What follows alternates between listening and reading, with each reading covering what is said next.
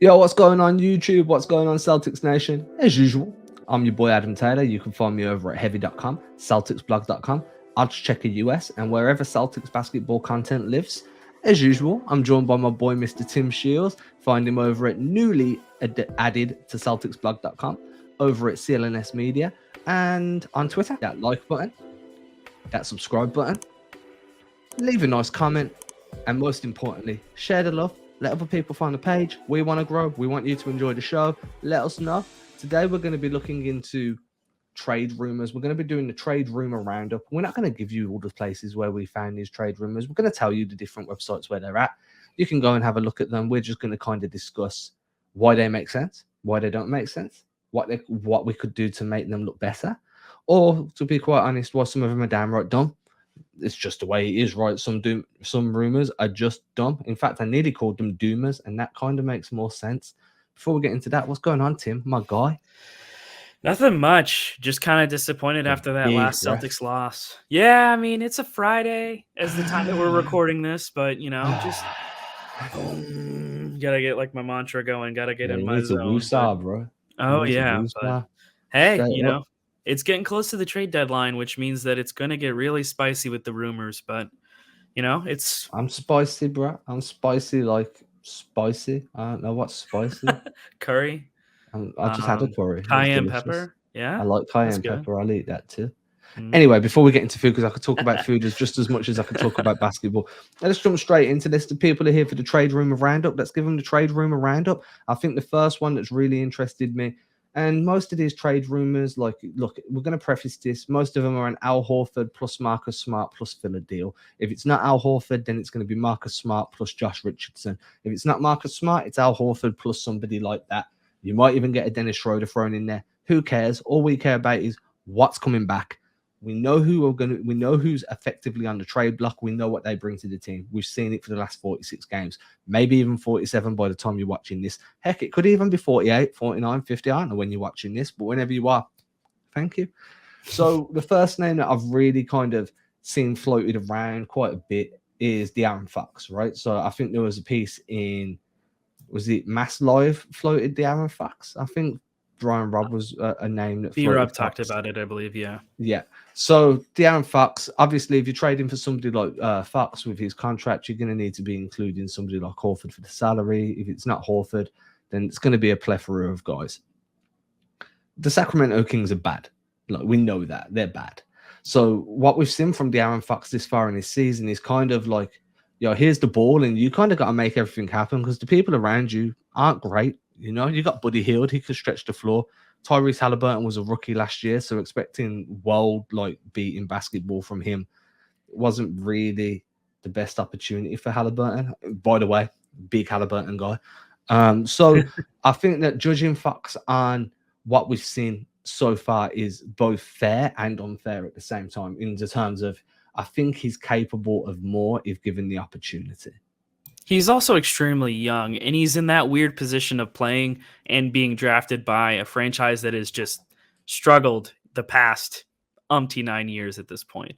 So it's just a question of whether or not the Kings are actually going to be sellers, if they're going to move pieces that they should have.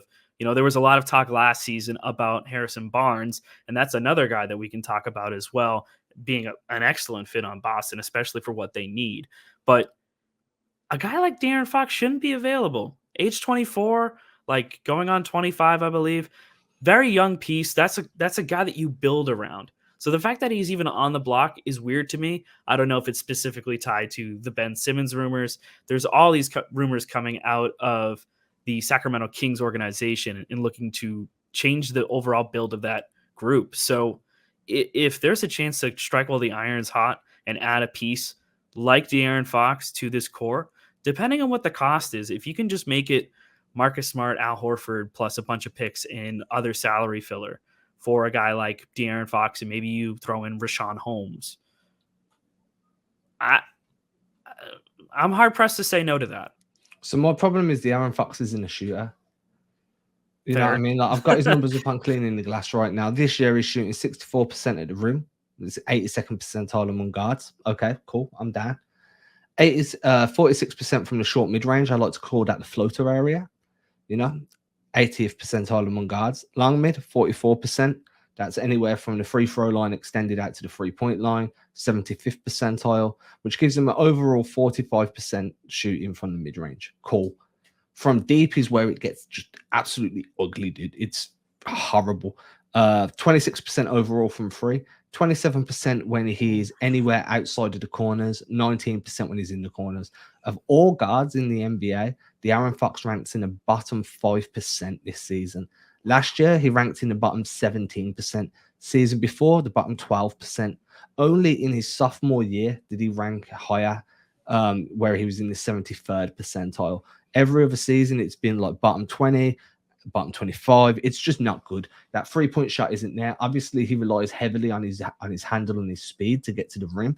And my biggest concern is with somebody like Fox, and I have this concern with a lot of speedy guards, but weirdly, I don't have it with Ja Morant because Ja Morant's just exceptional. Ja Morant is Ja Morant. Yeah. But with speedy guards, I'm like, yo, I'd never wish injury on anybody, no matter what team you play for, no matter what sport you play. But one knee injury or like a severe injury, an ACL or something of that nature, and there's De'Aaron Fox's biggest weapons gone. Now, you can point towards Zach LaVine and be like, Zach LaVine had 2 ACL injuries and lost a bit of bounce, but recreated himself as a really dynamic scorer. And that's true, but that's more of an exception than the rule. Do you know what I mean? And Zach LaVine came in with a bit of a shot to him, not just bounce. De'Aaron Fox is heavily reliant on that speed, and he uses the pick and roll heavily to get into these shooting pockets around that mid-range area or to get downhill and attack that floater region. I mean, this guy's shooting under 50% for effective field goal percentage. That's 2s and 3s. It doesn't, true shooting would include free throws. Effective field goal doesn't. He's shooting under 50% on 3 of his 5 seasons in the NBA. The other 2, 51.7, 52.4. He just doesn't strike me as like he's Dennis Schroder, basically. I know that's hard to say, and people are going to be up in arms because I'm like, they're going to be like, what? De'Aaron Fox is way better. And he probably is because he passes a lot more. Well, you're not the first person to suggest that, make that comparison. Danger Cart did, I think, actually. Talked about, he was like, yeah, he's basically like premium Dennis Schroder, which is like, if the stats are saying that, then that's what they're saying. I mean, look, man, it's hard looking at the assist numbers for Fox, again, because he's not playing with elite players around him, right? Mm-hmm. So, you know, your assist numbers are always going to be low if guys can't make shots. That's just the way things work. But if we're going to take them as like a baseline kind of like a way to inform ourselves on what to expect, I like to look at assist to usage ratio. So how many times did you assist compared to how many times did you have the ball in your hand? This season, De'Aaron Fox is dead last in assist to usage ratio among guards. He's averaging 0.8 assists per, that'll be like, I don't know what the formula is. So here, okay, so he's assisting 23.9% of the time he has the ball in his hand. So 100 players, he'll assist somebody 23 times. That puts him in the 27th percentile among guards in the league. Last few seasons has been better. You know, sophomore year, he was at 32.3%, put him 81st percentile. Season after, 33.7. Season after, 32.5. I'm just not sold that he's going to give you much more than what Dennis Schroder is, but he's going to cost you a lot more. I think, and I get it, people are like, hey, we need a better point guard. Well, people, you need to make a decision. Do you want a playmaking point guard or do you just want a point guard? Because if you just want a point guard, De'Aaron Fox is going to do you well. Fast, he's intelligent, he's got a bit of bounce to him, can sprint up the floor. I'm just like, yo, this guy has an incredibly high usage rate in Sacramento as well. Could he develop more as a third option? Would he be willing to be a third option? Like we've seen this before, right? Hayward came in as a second option, ended up as a third after recovering from injury, didn't work well. Kemba came in to be a third option. I get it, the injuries kind of hampered him there, but Kemba was more of a complete point guard than what De'Aaron Fox is.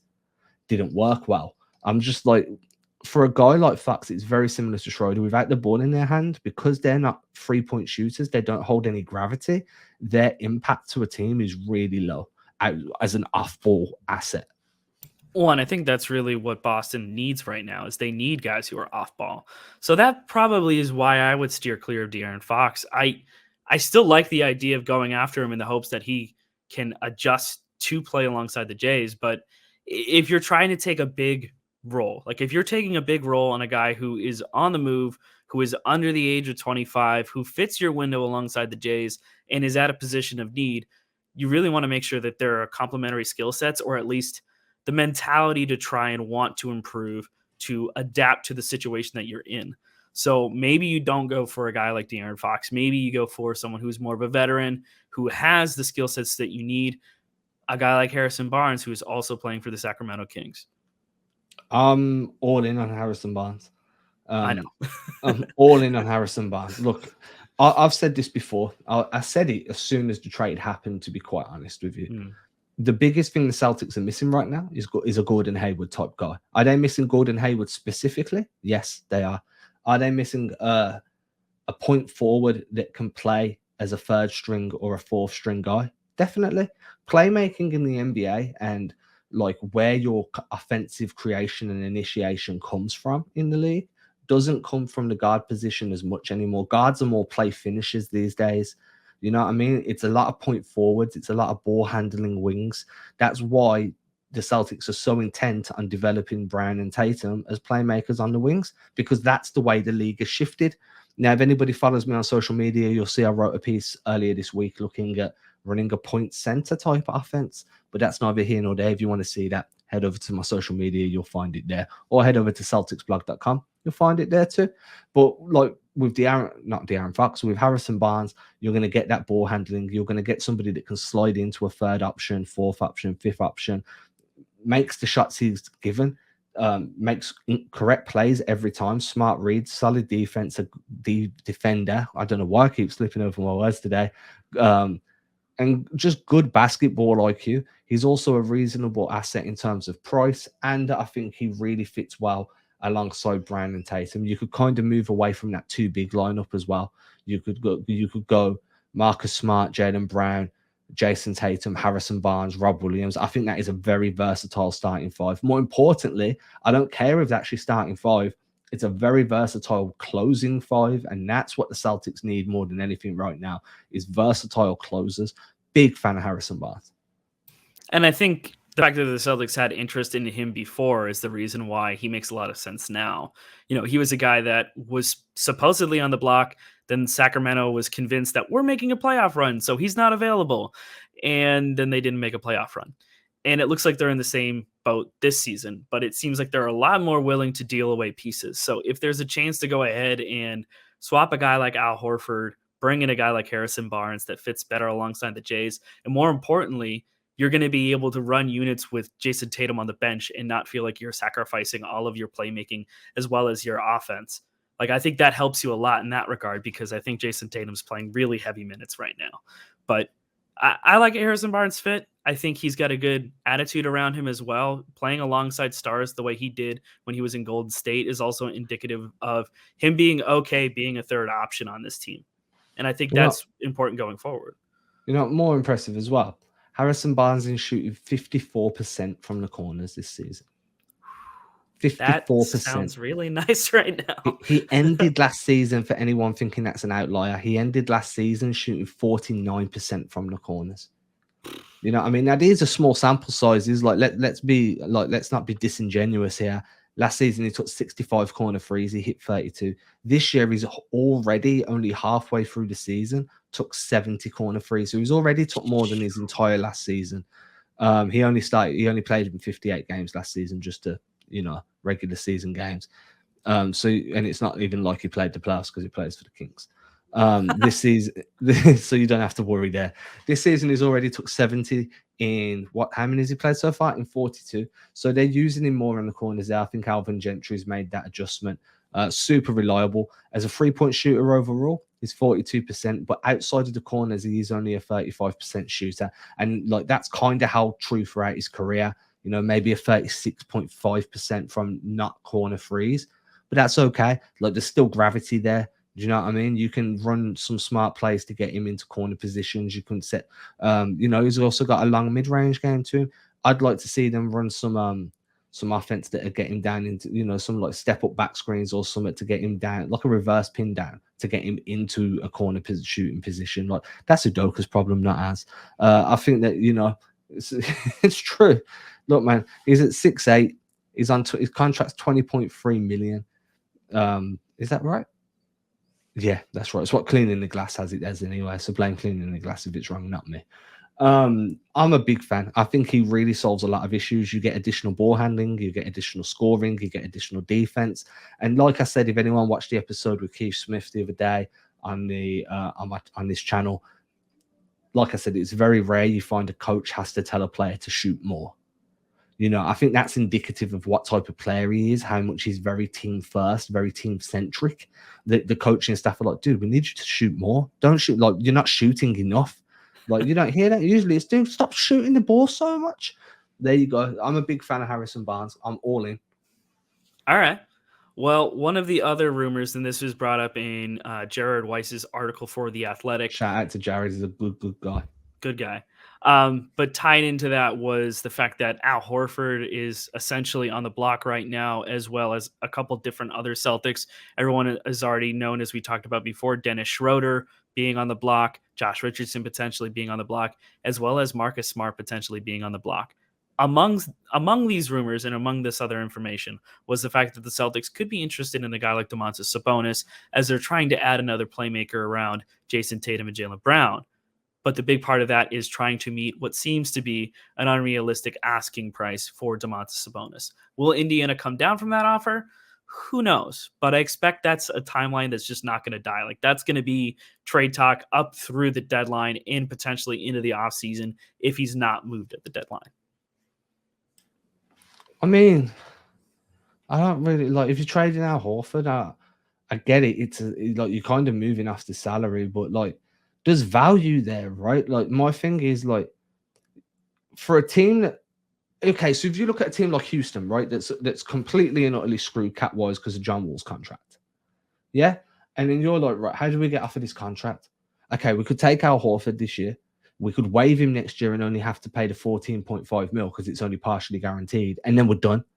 So we save like 20 million next season just by waiving Horford, that we can reinvest elsewhere, and in the season after we're off that contract. But to get Al Horford, we're going to have to give Boston something, because Boston have the same ability to ease up their cap flexibility in 18 months. Do you know what I mean? So what do? Then they're not going to want to take John Wall, and if they do, we're going to have to incentivize them heavily with draft picks, which Houston aren't going to do. Their rebuilding. So maybe you can swing a deal where you're going to bring back a Christian Wood. Maybe you can, you know what I mean? Because you're swinging the pot for Houston. They're taking on a bad contract, but they're getting out of a lot of their cap issues far sooner. You know what I mean? And then, you know, why not just sit Horford just like Oklahoma did last year and then waive him at the end of the season? You can stretch that 14.5 if you really want to. You know, you're not going to be chasing superstars anytime soon because you're in Houston. You don't have Harden there as an enticing piece no more. Now you're in rebuilding phase. A couple of million stretched over a few years isn't going to hurt you too much. So I think that, you know, when it comes to Horford, there's going to be teams out there in bad contract situations that are looking to find ways to get creative and free up some cap space. And Horford's one of those guys that really could help there. So if you're going to move Horford, I want something valuable coming back. Not because, well, I do find Horford as a valuable player, but because of the long-term bonuses it could have for your roster. Yeah, and I think that contract, the way it's structured right now, I don't think the 76ers foresaw that being an issue for them when they initially signed Al Horford in free agency, but it is going to be beneficial for the Celtics now, whether they hold on to him or not. I think ultimately, because he's got the salary he has and he is a good locker room guy, he's an experienced veteran. So if you bring him into a situation, most likely, more rather than not, he's going to be dealt to a team that's just going to eat the salary. So if there's a team that's going to be selling off pieces like Sacramento, or maybe even the Clippers, who look like they're not going to have Paul George back this year, maybe they're trying to clear up some space so they can retool and make a run back next year. Or maybe the Pacers, who are looking at what could potentially be a retooling if Rick Carlisle gets his way, or it's a full-on tear-down rebuild if that's what ownership wants. Al Horford's contract is very doable in the sense, like you said, like you could waive and stretch it. I think honestly, you just bite the bullet, take the 1 year, you know, eat the guaranteed money, and then just operate with whatever you've got. But that is a big trade chip for the Celtics in the way that it gives some teams a little bit of breathing room if they move on from it. And for the Celtics right now, you don't have a lot of other trade assets, right? Like we've talked about Marcus Smart because of his contract, the way that it's structured, he's a decent trade chip. I'm not saying you trade Marcus Smart, but in terms of your tradable contracts, he's one of the few, only because the rest of it's either rookie scale contracts or guys that you don't want to move, or in Rob Williams' case, it's a poison pill contract. So that makes it really difficult to move. And it's a guy that you really don't want to move at this point. I'm convinced he's a core piece at this point. So right now, like if you're going to trade either Smart or Al Horford, you got to be hitting on it. You have to make sure that it is a piece of value that complements the Jays and is going to be a good fit alongside them. I just don't know who that would be. Outside And of a that's why we're Christian Wood, here. outside of a Christian Wood, I just don't know who that would be. Well, at least out of Houston. Yeah, well, out of anywhere, like what teams have bad contract situations and what value do they have? Like, you know, you could. Well, I hate to say it, but I've seen Russell Westbrook's name thrown out there. No, but you know that's another bad contract situation that you could try and bring in somebody that was valuable. You know, maybe it's like, hey, we'll take Russ off your hands, but you're gonna have to give us THT. You know what I mean? See, that I'd consider it because I think Russ might waive that last year, but I also think it'd be crazy to like turn down like 40-something million. Yeah, I just, you know, you could do it with Dame Lillard. Like Horford would have to be part of a potential Dame Lillard deal. Well, he wouldn't actually because it would probably be Jaylen Brown. Like, but Houston, not Houston, Portland are due a fire sale anyway. So you know, whatever maybe. That's true. I just don't know. Who else we got? I think besides that, there's been recent rumors about Utah potentially being interested in Marcus Smart. I don't really know who except some. Yeah, I don't want to deal with Danny Ainge. I finally understand what other NBA followers feel when they see that Danny Ainge is somehow unless it's Mike Conley coming back, hard pass. Well, I think that's like potentially what teams would be looking at. It would be Mike Conley, I think. Someone mentioned Bogdan Bogdanovic, and I was like, okay, but like what else? But what else are you adding to it? Because Bogdan Bogdanovic is 33 years old.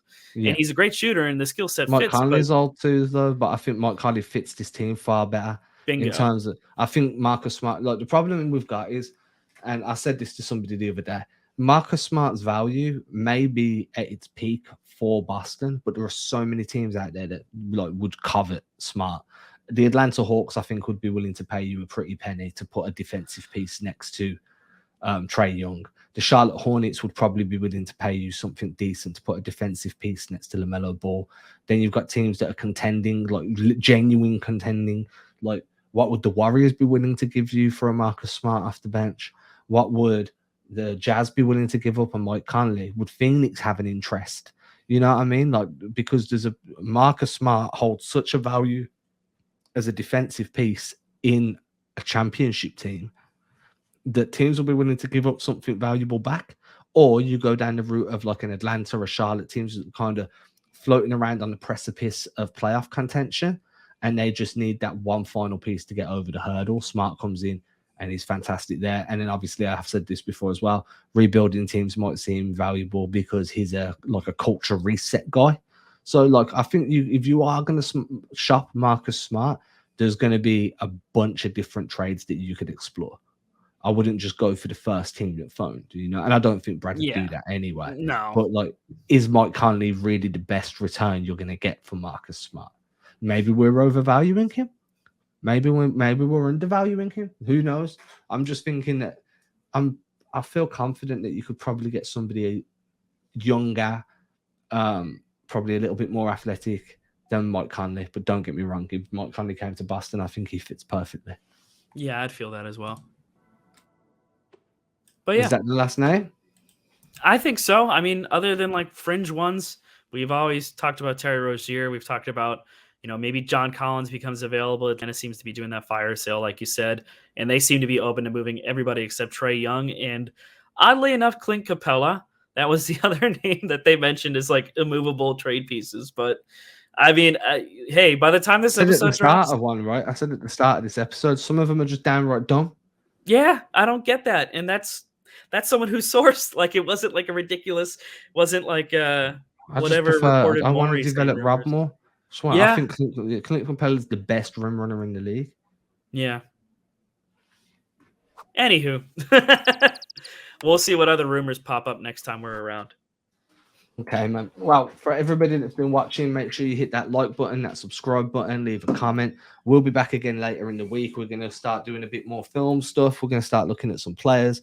We want to look at some point this week, we're going to look at wings that are potential trade chips, but players that make sense on the wing. We know we just spoke about Harrison Barnes, but there's more. And then we'll round out next week with looking at the bigs before diving into, I don't know. At that point, I'm not too sure. If you'd like to need the trade names that we've thrown out, throw us some trades. Tell us some trades you want us to talk about. Tell us anything you want us to talk about. We're not just trade Please. people. I rarely talk about trades outside of this show.